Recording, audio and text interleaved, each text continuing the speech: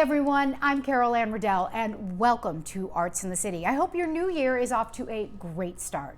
We've got a terrific episode in store for you today, including 1930s jazz. But first, let's talk about the Shed. It's one of New York's newest cultural centers, and it's once again open for visitors, both in person and online. From its remarkable movable structure to its groundbreaking artistic offerings, the Shed is a cultural center for the 21st century. Located on Manhattan's West Side, the Shed commissions original art across disciplines, from hip-hop to theater and everything in between. Solana Chapman is the director of civic programs at the Shed. We understand art and culture as a right for everyone, and we want to make sure that everyone gets access to it. The Shed was open for less than a year when, like other art centers, the pandemic forced it to close. Visitors are now welcomed back with social distancing and safety protocols in place. Now the down is But you don't have to visit in person to experience the Shed. The digital series Up Close brings original content to audiences free of charge, exploring what it means to make art right now in this moment of both crisis and hope. Up Close has been a series of commissions, all different artists, genres, etc. We've been doing one approximately every month. They are all on our website archive. There's everything. So we have music, and we have dance, and we have poetry, and we have visual arts. We have important conversations. It's going to be such a documentation of the time. there was a place. And some exciting news from our home to yours. CUNY TV is now partnering with the Shed to bring Up Close to your television. Realizing that there's still a digital divide, that not everyone can see everything online. And of course, CUNY TV is such an established network and a possibility for people to access content. And we saw this as a supernatural partnership to reach New Yorkers. Our series with the Shed begins on Tuesday, January 12th at 10 p.m. See you there.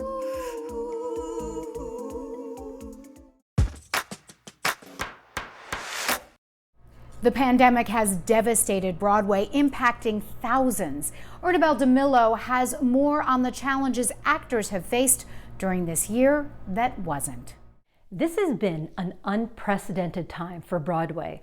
I recently met up with 3 actors and creators who are patiently waiting in the wings. In March, I interviewed Angelo Soriano, who stars in Aladdin. We spoke at the New Amsterdam Theater to talk about life as an understudy and Swing, an actor who has to be ready to play multiple roles. I just have to be ready to go on at any moment's notice. A few days after our interview, there were no more roles to prepare for. Broadway has gone dark. As of last night, all performances have been canceled. Recently, I took a walk along 44th Street, and this usually busy street with several theaters, including the Schubert and the Majestic, was like a ghost town, with signs telling the few passers-by the shows are closed until the middle of 2021. We met up again with Soriano, but this time on Zoom. Hey, Angelo. How are you? About great. I'm doing great here in New York City right now in my Midtown East apartment. Soriano, who worked 8 shows a week for 5 years, ready to play 14 different roles, misses the stage, but he remains upbeat. It's still insane waking up knowing that I don't have a show to go to tonight. But it is kind of exciting, taking this opportunity to expand in different other directions. Like many of his fellow actors and those behind the scenes, Soriano has had to come up with creative ways to expend his energies and make money. Soriano was able to focus on his side hustle with another Aladdin cast member, a 3D printing business called 3D Red Shifters, creating drones, the perfect pivot during COVID. Also missing the stage is Christine Toy Johnson. In March, she was on tour with the national company of Come From Away. Our sets and our costumes and everything are sitting in trucks waiting for us in Texas. We don't we don't see going back very soon, but we will be back. That day, however, is still months away. In the meantime, Toy Johnson has kept herself busy writing plays and even winning a few awards. I write musicals too, as I said, so libretto, lyrics, television pilots, plays. It's been a very fruitful time for me in that way. I think just because I feel a little freer to express myself. I think these conversations that we've been having have empowered a lot of us to just say, okay, I'm actually going to speak my truth and not apologize for it. Here it is. Meanwhile, one woman who isn't afraid to speak her truth is Lourdes Lane. Her show, her passion project, Super You the Musical, was set to open at the Darrell Roth Theater this past May. It was jarring, needless to say. We were looking forward to our big opening. We have a clear trajectory to get our show to Broadway, and we have a really emotional and invested Broadway team. And shut down. It's horrifying, but we are Super You. And what does that mean? That means that our whole mission is to embrace the superhero within ourselves. I mean, that's what the whole show is about. The show is about a comic book artist who learns to love herself with the help of her superhero creations who come to life. 1 month from the day of their scheduled opening, they performed at a drive-in theater in Dutchess County. Sometimes if your show gets shut down because of a global pandemic, you have to do a socially distant show on pickup trucks at a drive-in. Instead of standing ovations, they relished in the honking ovations. The music is speaking about resilience. It's about finding your voice. It's about getting on the other side of grief. And all of that is so resonant right now.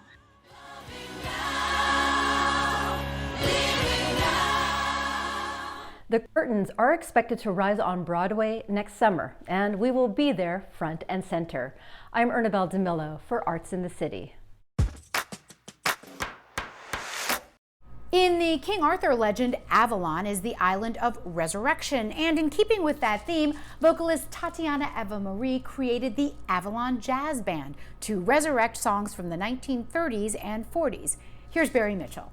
Tell me why you keep fooling little coquette. After the quarantine, I went to France and I stayed with my friend Stéphane Sevai in the vineyards near Bordeaux. And one of the songs I performed is called Coquette at what is called the Bordeaux Swing and Wine. My name is Tatiana Eva-Marie, and I'm the band leader of the Avalon Jazz Band, and we play gypsy jazz. Tatiana's been wowing audiences ever since she was 4 years old. Born in Switzerland, she grew up in Paris. Today, she performs all over the world, but makes her home in Brooklyn.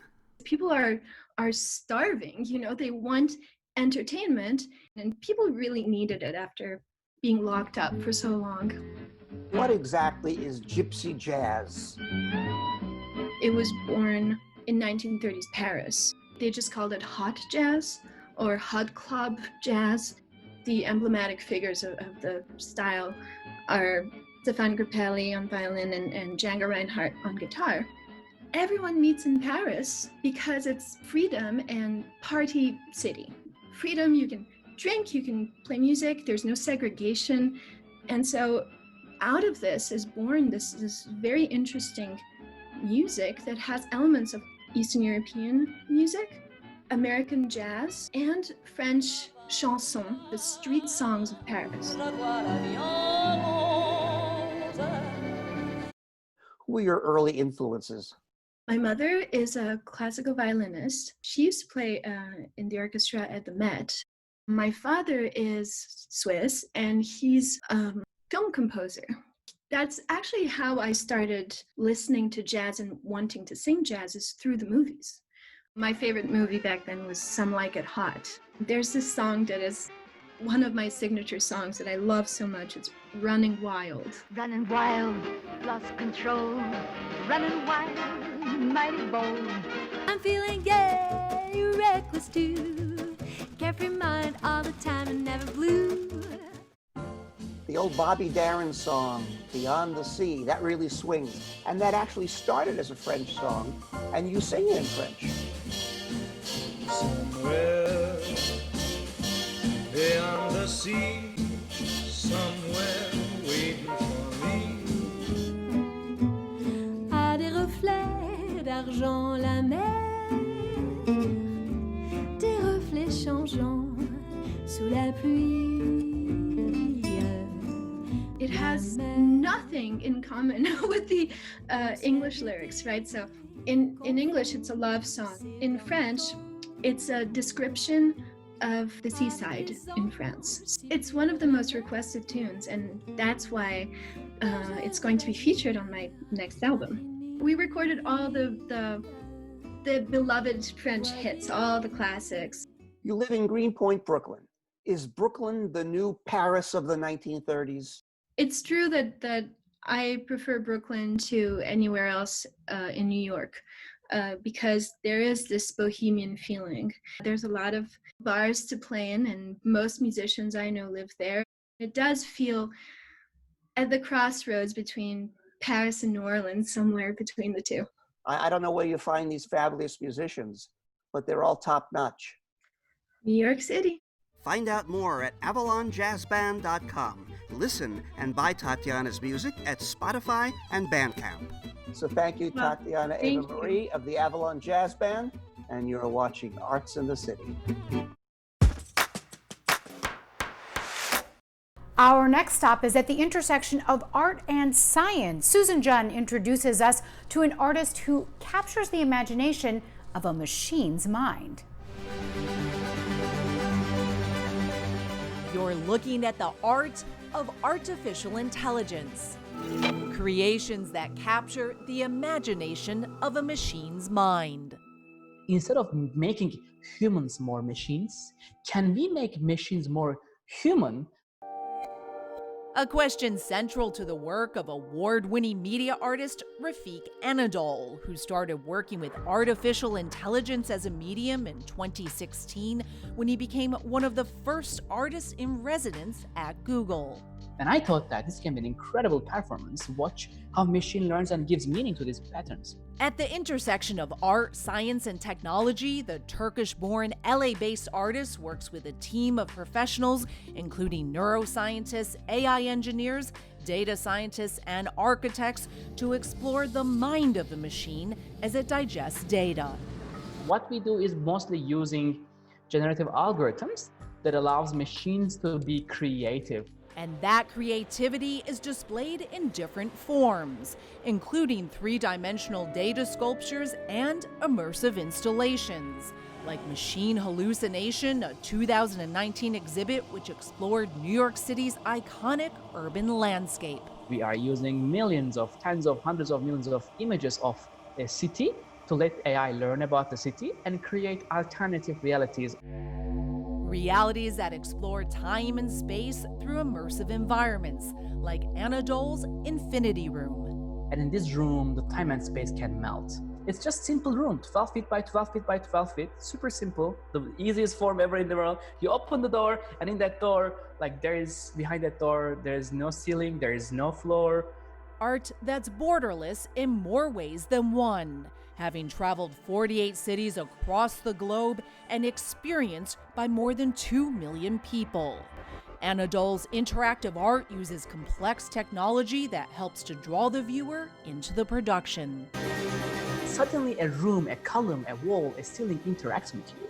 And suddenly you're in this, in an alternative dimension and reality that suddenly every pixel around you knows you, cares about you, have a dialogue between you. An AI personal touch, if you will, that took on a whole new meaning during the pandemic, as Anadol captured AI visions of the great outdoors in his latest creation, Nature Dreams. Can we use AI to maybe relieve this, to let people dream about places that they cannot go and create alternative reality?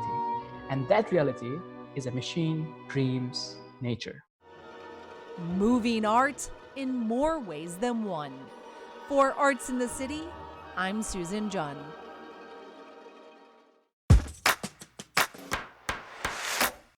The hit suspense thriller Run features an unusual and quite scary mother-daughter relationship. Our Neil Rosen chats with the two stars of the film, Sarah Paulson and Kira Allen. Hey, what is going on? In the new suspense thriller Run, written and directed by Anish Shaganti, Sarah Paulson's character at first seems like the ideal mom. Caring for her daughter, who has many disabilities and ailments, she attends to her every need. You do everything for me. It's not fair. I'm your mom. It's my job to take care of you when you need me. But all is not what it might appear to be on the surface, as her daughter, played by Kira Allen, who's a wheelchair user in real life, starts to wonder if she may not really be sick at all, and that her mother might have another agenda. You may not understand this right now, but I am doing what I know is best for you. Good night, sweet tooth. This was so much fun. I watched this with my wife the other night, and really not what I expected, but just really had me all like tensed up. What made you want to step into this particular genre? I think I was really attracted to the idea of working with Anish, who made a movie called Searching that I thought was so inventive. So I was really interested in working with him. I thought the script was really interesting. I love this idea of just thematically, what does it mean to be a mother?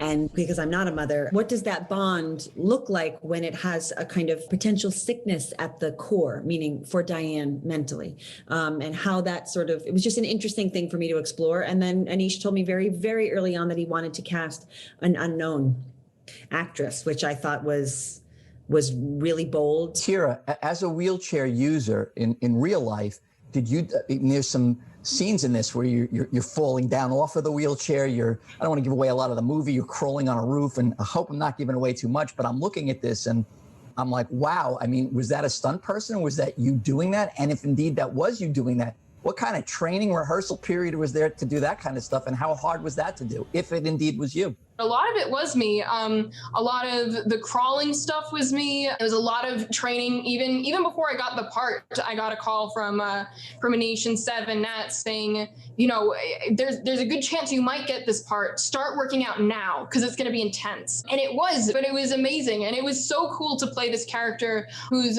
a wheelchair user, but spends a lot of the movie out of her chair. One of the reasons that the term wheelchair user is preferred within the community is because, like, as opposed to confined to a wheelchair or wheelchair bound, is because a wheelchair user is not bound to a wheelchair or confined to a wheelchair. Like, I'm out of my chair all the time, and I am in this movie, and the chair is a tool that I use to get around, as does this character. But she exists independent of that as well, and she does some pretty cool stuff independent of that. So yeah, it was a very cool, very intense experience. A lot of the time I sort of spent either, you know, actually with my mouth hung open or mentally with my mouth hung open about what Kira was able to do, having never really done it at this level before. And the extreme nature of the things she was asked to do, both emotionally and physically, I just thought, this girl is a superstar. You figured it out.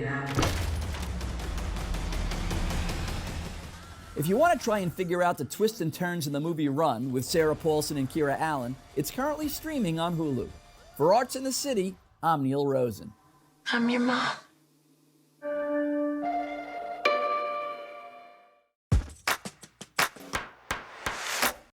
She quit her marketing job to pursue what truly makes her happy, art. And now Christine Llewellyn-O'Hemming is sharing her passion for pattern design with others.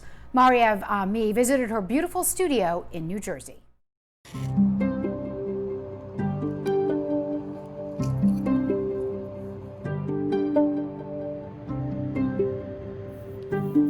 When I'm creating art, I feel like I'm expressing myself in the best way I know how.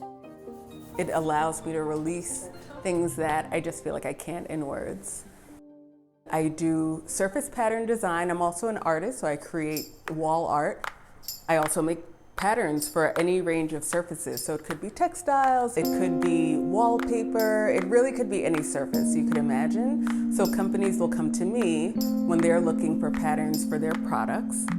Christine launched her design company in 2014, and very quickly she was getting calls from major brands. An auspicious beginning for Christine, who didn't start her professional life as an artist. I started out in the business world. I was a marketing manager at a financial services company, and was really just, although I liked the job, I was feeling a bit unfulfilled, and I was put on projects where I was working with designers, but I just found that I was just so much more interested in what they were doing.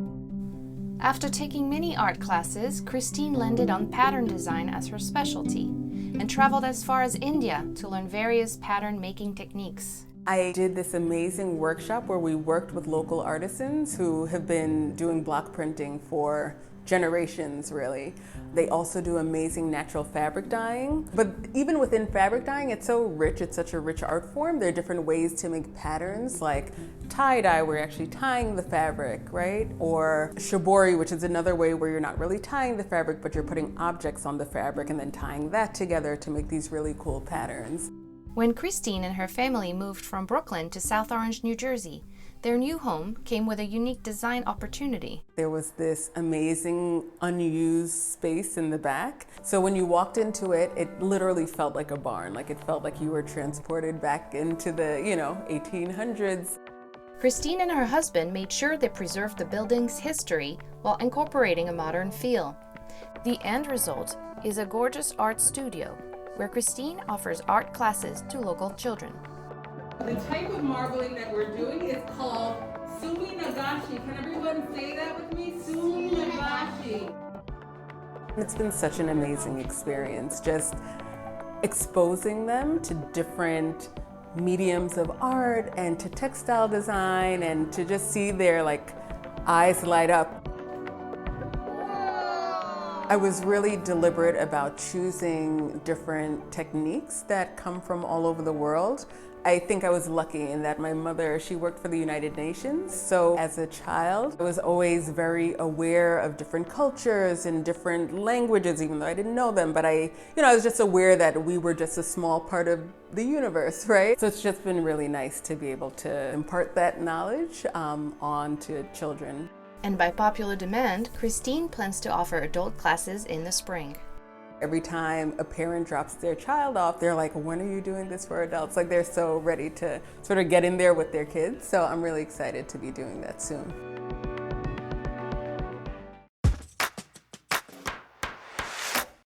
We've got another edition of Laura's Lens for you with our very own Laura Fuchs. Today, Laura shows us her Midtown block during that magical moment last summer when it began its slow journey back to life. Take a look.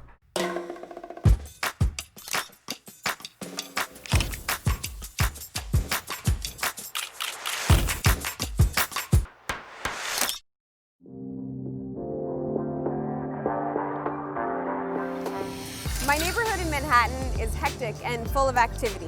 West 34th Street is the street with the most pedestrian traffic in all of New York City. But when COVID-19 hit New York City, it became a ghost town. Streets that were normally difficult to navigate were eerily quiet.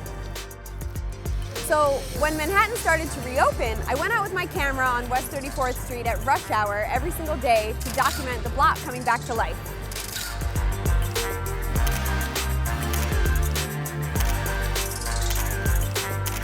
This series, Today on the Block, documents the energy and the magic of West 34th Street. It gave me so much hope to see vendors, commuters, tourists, people shopping, musicians outside of Macy's return to the block. Even just seeing people make the effort to get dressed nicely gave me a lot of hope.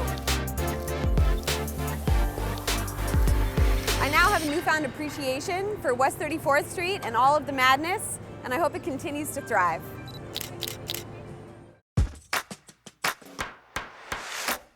Now, a quick preview of one of the stories we're working on for next month with the world-famous tap dancer, Ayodele Cassell. You won't want to miss this. You only have these two, pieces of metal, right, on each foot, and then you just have an infinite amount of sounds and rhythms and music and groove.